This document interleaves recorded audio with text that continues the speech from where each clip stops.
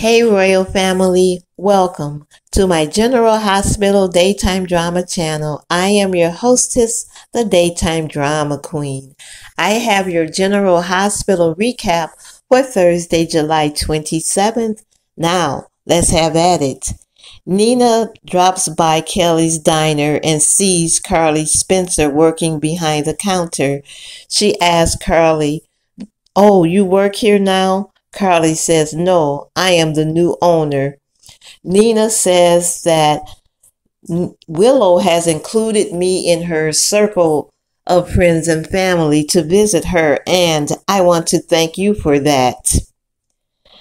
Nina says, "I had a wonderful visit with Willow, and I assumed that you dropped your vendetta against me." Carly says to Nina, "Who said I did?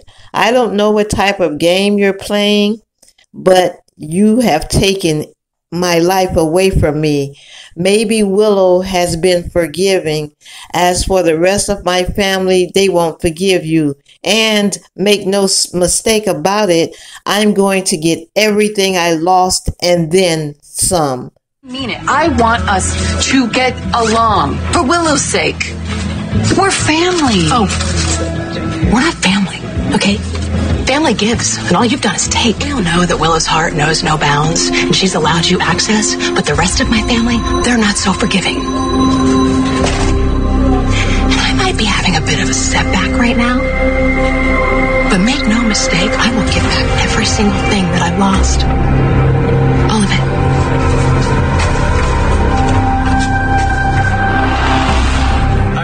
Next, we see Cody Bell having breakfast at Sam McCall and Dante Falconeri's place.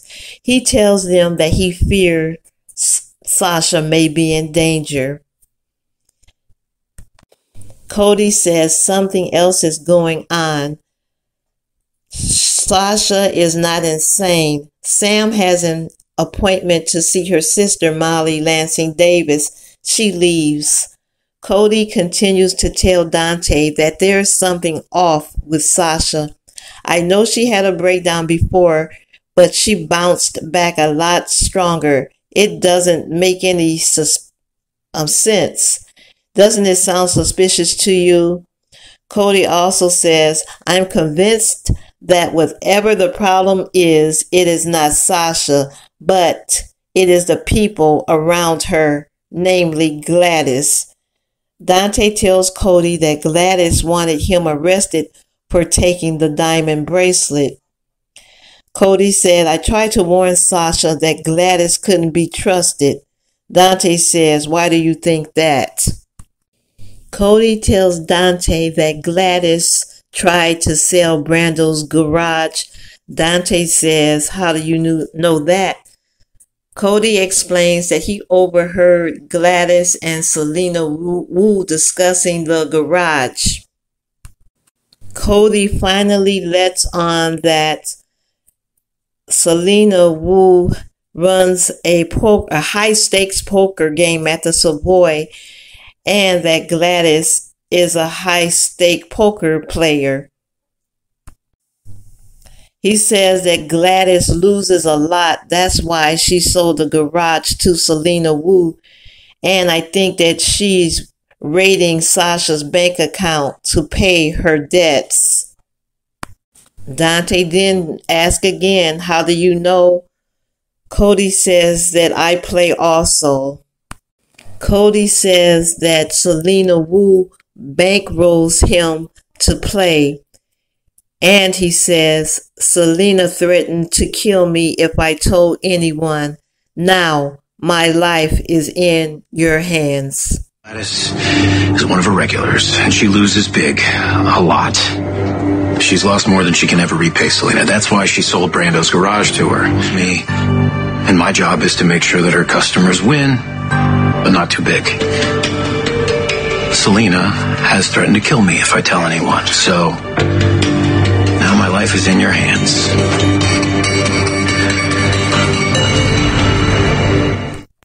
Next, we see Curtis Ashford and Elizabeth Baldwin at GH in Curtis's room. Curtis tells Elizabeth, I have a favor to ask of you. I don't want to see any visitors, especially Trina and Portia. Next, we see a distraught Portia and Finn talking. Elizabeth joins them and tells Portia that Curtis does not want to see any visitors. Portia begins to weep. Finn excuses himself. Liz asks Portia, what happened between you and Curtis? Portia says that she and Curtis were at odds before he was shot. Now he thinks my concern for him is out of pity. Portia continues that everything was fine until she found out that Curtis kissed Jordan. Portia says, I heard that Curtis kissed Jordan, but I did keep the secret from him for over 20 years. Liz tells Portia to fight for her marriage. On you like that. I mean to apologize. We all have breaking points, even doctors. Makes us human. Mm-hmm. Oh, look, Elizabeth's here. How is he this morning? Emotionally speaking, he's not the Curtis I know. He wants to be alone and asks that I limit his visitors. And I bet you that includes me and Trina, right? Your names were mentioned, yes. So, you both made mistakes. and we both hurt each other. And you both can forgive each other. Just realizing that I almost lost him makes me think about how much I truly do love him. And I've loved him most of my life. Well, now that you've had that realization, what are you going to do about it? Meanwhile, we see that Finn has gone to see Curtis. He asks Curtis what is he reading. Curtis says, I'm reading up on some information about spinal cord injuries. Curtis then says, if you really want to be a friend, give me some space. Finn tells him, as a fellow addict in recovery, I know what you're going through.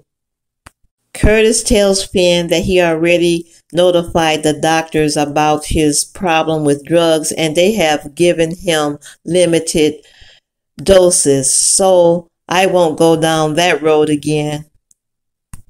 Finn then offers Curtis some advice. My pride as a man. I don't want Portia and Trina to have to take care of me. I don't want to tie them down at all. I refuse to be that kind of man. What kind of man would that be? Helpless. Asking for help doesn't make you helpless, Curtis. It makes you smart. All right? I mean, I'm thinking about getting some crystals, maybe a couple dream catchers. We can set them up all around the room. I'd pay money to see that. Me too. But in the meantime, don't push away the people that care about you the most. Not now. Not when you need them the most. I'll see you around.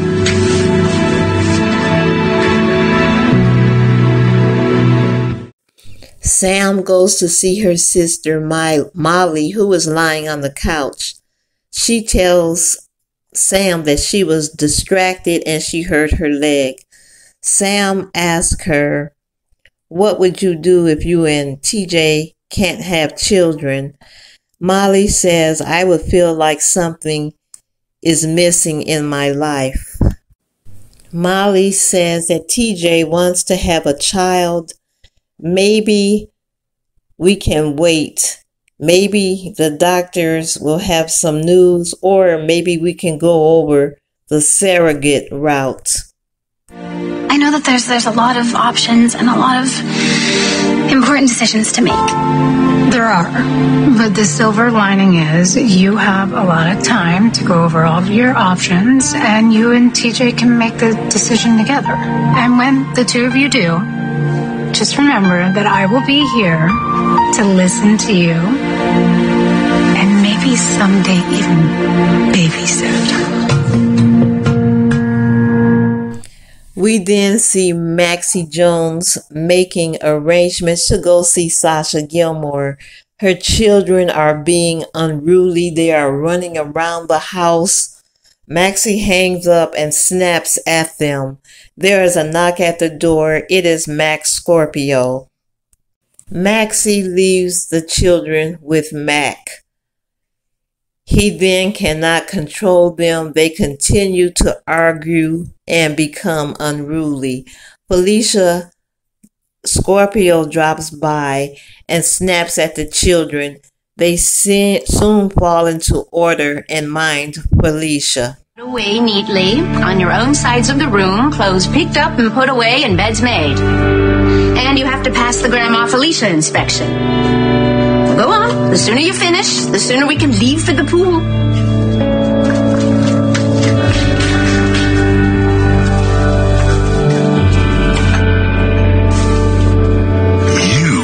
are a miracle worker. How did you do that? I'm magic. Finally, we find Sasha Gilmore at Ferncliff. She is stirring in her sleep.